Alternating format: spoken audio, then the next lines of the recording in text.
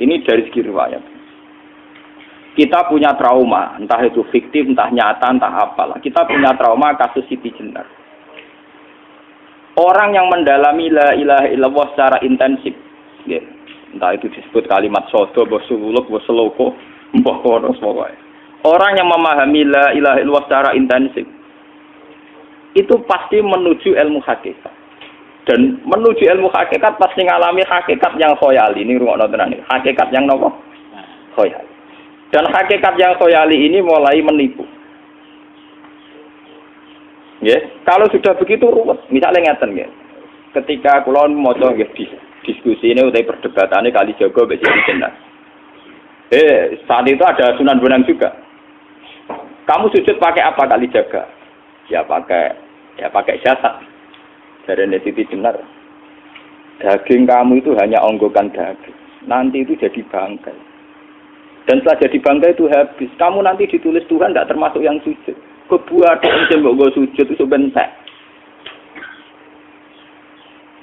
Mikir kan juga.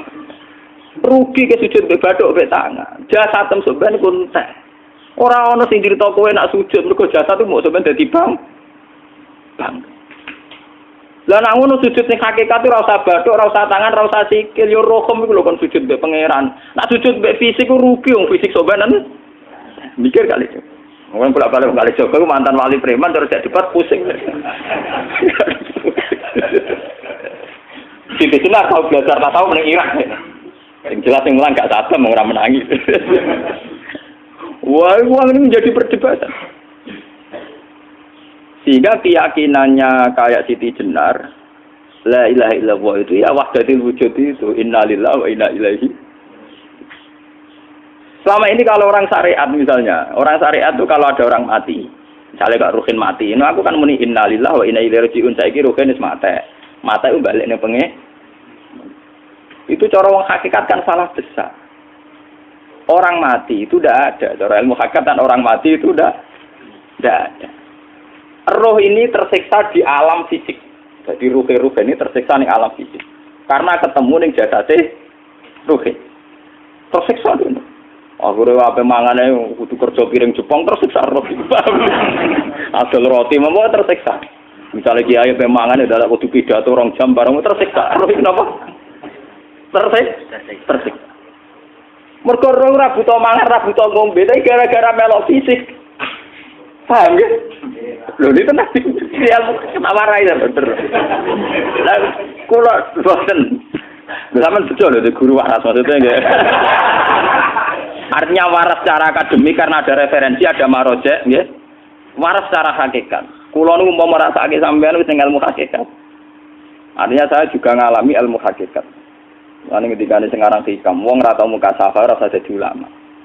Entah sekian detik ulama itu harus pernah muka safar. Biar merasakan ilmu nopo ada. Tapi ilmu hakikat itu bisa dilogikakan sebelum sampai secara musyahadah. Paling enggak bisa sampai secara logika. Manusia itu mulai Nabi Adam sampai sekarang itu kan punya roh dan roh itu tidak makhluk. Ya, roh itu tidak makhluk. Ketika roh itu diletakkan di jasad dia itu tersiksa. Karena ketika dia ke jasad fisik namanya mengalami keterpisahan dengan yang abadi. Dia ini jasad fisik tersiksa. Karena dia harus di alam yang kasat mata, alam mulki. Tersiksa. Ketika dia tersiksa, melok ruhin, akhirnya dia mangane kangelan, akhirnya lesu mangan. Padahal roh gak butuh mangan, perlu dicatat roh gak butuh. Ya ora butuh gunung kidul barang, kan roh ora butuh rabi. Paham kan? Ya ora butuh putus cinta, ora butuh pegatan, ora butuh macam-macam. Paham? Tapi karena dia nemplek jasad sing butuh mangan, butuh rabi, butuh wedoan macam-macam. Akhirnya roh tersiksa. Suatu saat kalau roh ini dalam bahasa manusia mati, ini dalam bahasa manusia mati. Ini hakikatnya roh itu tidak mati, dia kembali ke habitatnya. Ini disebut innalillah. Kita ini dari awal ya dengan Allah. Wa inna ilaihi juga kemudian nanti kita pasti kembali ke Allah. Dan itu diyakini betul oleh orang wahdatul wujud. Jadi kalau roh mati itu ya tidak ada mati. Roh sekarang itu kembali karena sudah lama mengalami keterpisahan mergo melok fisik-fisik dak ono kerja dasinan. Ono nggo proposal lan ruwet to roh ku melok. Paham itu. Kita di roh ku napa melok ruwet. Lah roh ya tersiksa aku ora butuh mangan, ya ora butuh proposal bocah ngalor. Itu tersiksa. Makanya dalam cerita-cerita Jalaluddin Rumi yang otentik di kitab-kitab begitu. Ketika beliau mau meninggal, muridnya itu nangis. Dari Jalaluddin Rumi, kamu jangan nangisi saya ini mau pesta, saya ini mau pesta perkawinan. Kamu tidak merasakan penyesalan saya. Saya ini lama menyesal karena harus hidup bersama kamu. Terus saya ini tersiksa karena ngalami alam yang rusak, yang fana. Alam yang fana. Harusnya roh saya itu di alam abadi, bukan di sini. Maka jangan tangisi kematian saya. Kematian saya adalah kembalinya roh ke habitatnya. Semenjak itu kematian dianggap malam perkawinan. Karena roh kembali.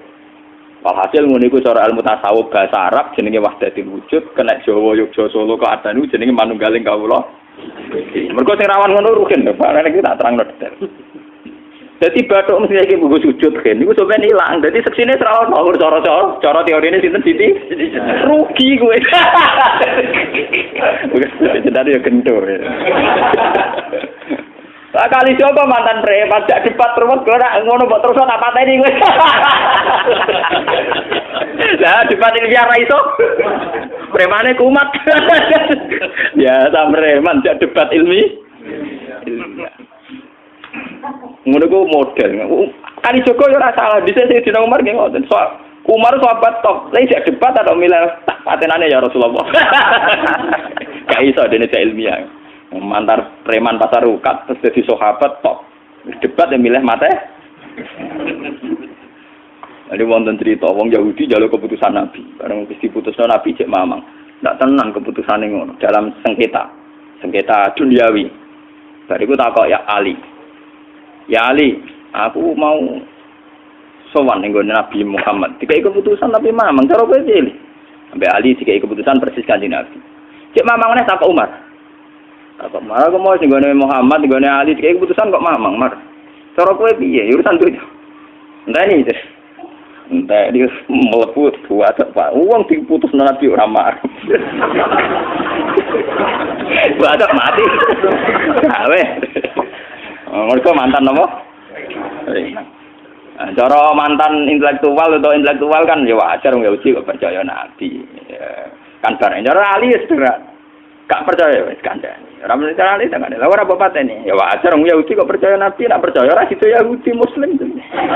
Lah Ali situ Gus Dur. Lah Gus Dur ra beda piye tenang. Ali nyen ngoten watake ngoten. Nasibe padha. Ali itu ilmuwan yang jadi presiden gak sukses. Yang niru Gus Dur. Mergo ning dinggo negara wong pinter mimpin ra sukses. Wong pinter gampang maklumi. Lah misalnya kita jadi kiai wong pinter. Kayak santri ini pacaran. Maksud itu jangan ada cerita besok. Wah, ruwet. Terus malah dalil zinalina subuh syahwat minan. Piye pondok tanpa pelaturan. Paham ya? Ruwet apa? Mulane aja geman, iki kiai pinter teman-teman aja geman. Sing biasa wae ana syariate sithik-sithik. Sing gamane ana santri pacaran tersinggung, ana santri nakal tersinggung, sing ana rasane lha donya ana napa? Nek meguru kula nu urusan ilmu semi hakikat. Mulane mon nggih. Sehingga kayak Siti Jenar, cara pandang Siti Jenar itu masuk betul ning gone pemikiran para santrinya. Kados Ki Ageng Pengging siapa masuk betul karena masuk akal. Cara mereka napa? Betapa tidak ada artinya fisik ini. Nah, kalau semua fisik ini tidak ada artinya, kemudian yang ada artinya itu roh, perjalanan apa? Perjalanan roh, sehingga diartikan inna lillah wa inna ilaihi raji'un. Inna sholati wa nusuki wa mahyaya wa mamati lillah. Lah kemudian sekarang sampean tak tanya misalnya ini latihan ilmu hakikat. Wa mahyaya lan penguripan ingsun. Kalau ingsun itu artinya fisik atau jasad, itu keliru besar karena jasad tidak pernah hidup. Yang hidup itu roh. Paham ya? Sekarang artinya wama mati itu apa? Kematian ingsun. Kalau roh itu tidak pernah mati, berarti kematian roh adalah keterpisahan dengan yang agung atau yang abadi. Dan semuanya itu lillahi rabbil alamin. Sehingga mereka mengatakan kematian itu satu pesta. Malah kados Bilal ditakoki, ya Bilal, ketika murid-muridnya nangis bergape mati, Bilal ge seneng ae. Godan nalqal akhibah Muhammad dan wa khisbah. Ya anak mati malah seneng tuh ketemu kekasihku. Sebab itu kematian tidak pernah jadi problem bagi mereka sing soleh, sing menembus ilmu hakikat. Paham? Tapi ilmu hakikat kayak ini itu yang diyakini Siti Jenar, diyakini Jalaluddin Rumi, diyakini para wali-wali wahdatul wujud. Dulu Syekh Husain Sinten Al-Halal. Itu kemudian melahirkan prahara syariat. Prahara apa? Syariat. Sebab itu Wali Songo, oke Siti Jenar benar dalam filosofinya, tapi harus dibunuh. Karena menjadi prahara syariat. Sama dengan yang dikatakan Nabi itu benar, tapi menjadi prahara syariat. Akhirnya disomasi oleh Umar radhiyallahu anhu. Jadi sebetulnya sama, pola-pola ceritanya sama. Intinya sebuah ilmu hakikat harus dikawal napa? Syariat. Nggih kula bolak-balik, contoh paling gampang wit pisang. Wong nak mangan gedang kulitnya tetap dibuang. Tapi umpama gedang dari awal ora usah kulit, ra sido dadi gedang. Paham nggih? Meskipun kon ape dipangan ya dibuang. Tapi kita tidak bisa membayangkan pisang dari awal tanpa napa? Mbah kekeringan, mbah bosok, mbah ora sido dadi napa? Pisang. Terus pentingnya syariat lagi begini, malah penting ngaji wali-wali syariat yang pinter kados Sunan Kudus, kados Sunan Bonang. Andai kan tidak ada syariat itu dunia pun mesti rusak. Contoh paling gampang masalah pornografi, porno aksi. Jadi jenar aja omongi ngono ibu ngakak-ngakak deh. Dari pangeran wis pirsa, kowe nek klambi pangeran ora tentara ya ora usah klambenan. Wong ora ana gunane. Kalau yang paling penting itu nazarullah, kenapa kowe klambenan barang, wong kowe klambenan ora pangeran tetep pirsa.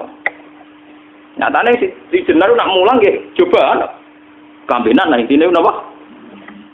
Dinya ada nabi Sunan pun. Nah kowe percaya kabeh nazarullah ora usah napa? Klambenan. Tetapi teori rasa kelambenan itu dinggo tenan. Mulane nek pas wiridan aliran sesat ciri utama. Kira kelambenan tenan. Lah ruwet to. Lho iki tenan iki cerita. Iki pentingnya ngaji nggih. Ben sampean ngerti variasi riwayat, kemudian kita orang syariat harus kayak apa, kemudian kenapa menjadi aliran wahdatil wujud. Lah terus kita ini ya, kita ini kan orang syariat. Memang kalau manung syariat itu akeh kok sampean-sampean siji mesti ra kramat. Modele ora ada duwe bingung, ruwet. Urip wong syariat lho apa? Dineng bojo wedi, dineng tangga wedi, pengaruhe menurun. Pancen orang syariat itu banyak kriminal tauhidnya itu memang jelas. Melane kiai-kiai peken nek ketemu kiai-kiai sing setengah jadah wedi mergo iso nebak atine. Ndekne meriang nang ngono. Sing kiai ra tau salat keramat padahal ngambungan wong. Sembudina sholat 4 waktu kok ora tahu keramat. Wong ape buah utang tanggane iku keramat apane? Sing kono ngawur-ngawur sowan pirang meriang oleh syariat ngadepi wong hakikat napa? Mulane jogeman iki dadi wong syariat sing ngene iku bahaya. Nah kula mboten ngarah. Sampai dadi wong syariat sing ra keramat. Bahaya sekali itu bagi perjalanan agama. Kula sering ketemu kiai-kiai sing terkenal keramat, terkenal keramat di juwaduk tiang-tiang hakikat. Ditantang kanca-kanca kula wani, nek tantang aku tetep rawani kok. Mikir deh.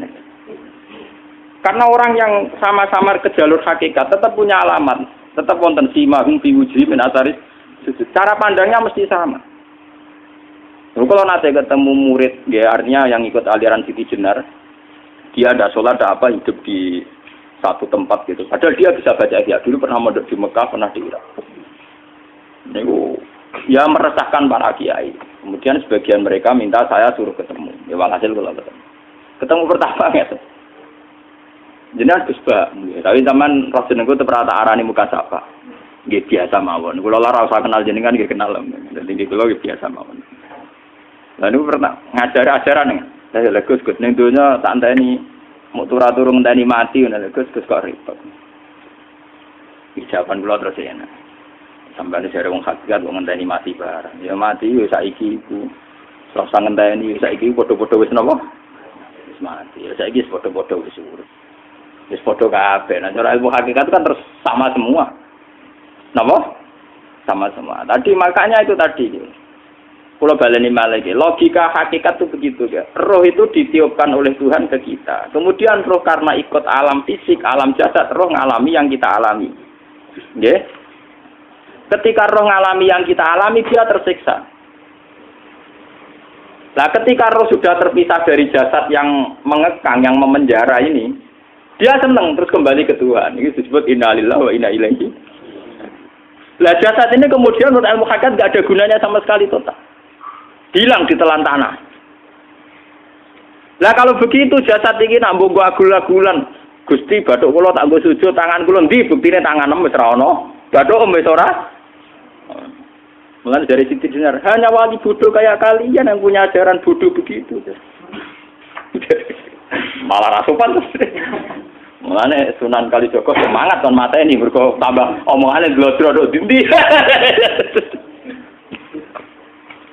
Tapi yang enggak disadari Siti Jenar yaitu tadi. Inti dari ilmu hakikat itu kan tunduk sama kersane Tuhan. Kalau sudah tunduk pada kersane Tuhan, kalau kersane Tuhan roh kita harus di jasad. Dan wujud jasad kita ini juga karena kehendak Tuhan. Kenapa yang wujudnya jasad yang karena kehendak Tuhan engkau ingkari? Sementara wujudnya roh tidak kamu ingkari. Toh wujudnya jasad ya bi iradatillah wa bi masyiatillah. Wujudnya roh ya bi wujudit bi masyiatillah wa ira. Harusnya fungsi jasad juga harus kamu akui toh Siti Jenar. Wong sekarang kita punya jasad ya bukan karena kita, karena kehendak Allah. Kenapa kamu ingkari? Berarti kamu mengingkari kehendak meneng Siti Jenar.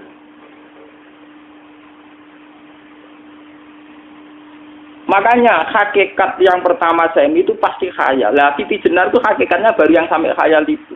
Sehingga dia tersesat. Sebetulnya kalau sudah hakikat beneran itu tidak perlu khayal begitu. Artinya tidak perlu khayal jasad kita sing senajan ora ana gunane ini. Tetap piye wae wujudnya karena kehendak Allah. Juga kita harus terima. Apapun kekurangannya, apapun kenaifannya, ironisnya harus kita terima. Ini sebagai bentuk penerimaan kita pada masyiatil